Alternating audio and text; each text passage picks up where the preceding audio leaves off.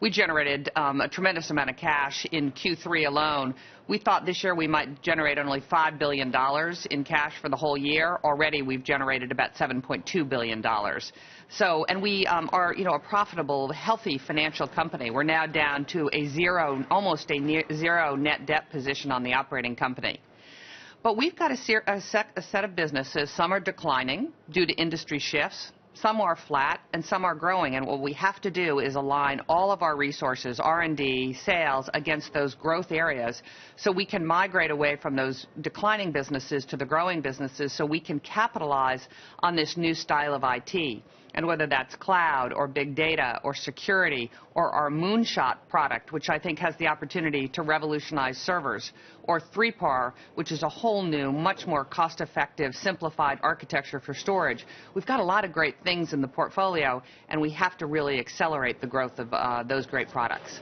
Meg, it's Carl. You said this is going to be a long turnaround from the get-go, and clearly people understand that. But when you talk about the things that have changed, when you tell Jim about execution in enterprise, don't you feel like you're going to have to extend the window of this turnaround? And will you be around for all of it?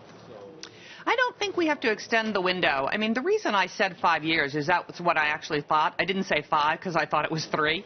When you do turnarounds, there are bumps in the road. There are ups. There are downs. These things are not usually linear, particularly at a company of HP's scale and breadth. But we are really making some fundamental changes here that are going to position us better for the long term. And as I said, Carl, I didn't come for this quarter or this year. I came for the long haul to really reposition HP in the industry as an iconic company that it deserves to be. And we've made a lot of progress. You can see it in our people. You can see it. Our customers feel much more optimistic about HP. So lots of good signposts along the way, for sure. Hewlett-Packard has had its troubles, but now it's in the midst of CEO Meg Whitman's turnaround plan. So is it working? The turnaround case that has been carried out by Meg Whitman is actually on track. They're doing some of the right things. They're moving more into software where there's higher margins, but they're still struggling in the old business lines of PCs and printing technologies and all that.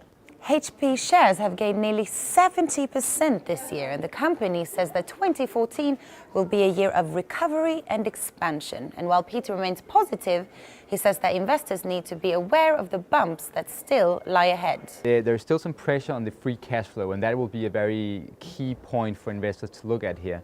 But when you look at the price compared to the free cash flow, and you're looking at how they're trying to defend the business, we have to keep in mind that they have negative sales growth, but they're actually defending the businesses quite well.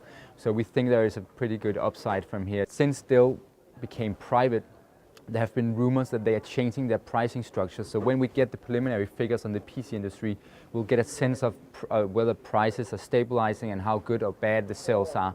And if they're actually better than expected, that could be a very significant catalyst when we move into the new year for this further turnaround in HP.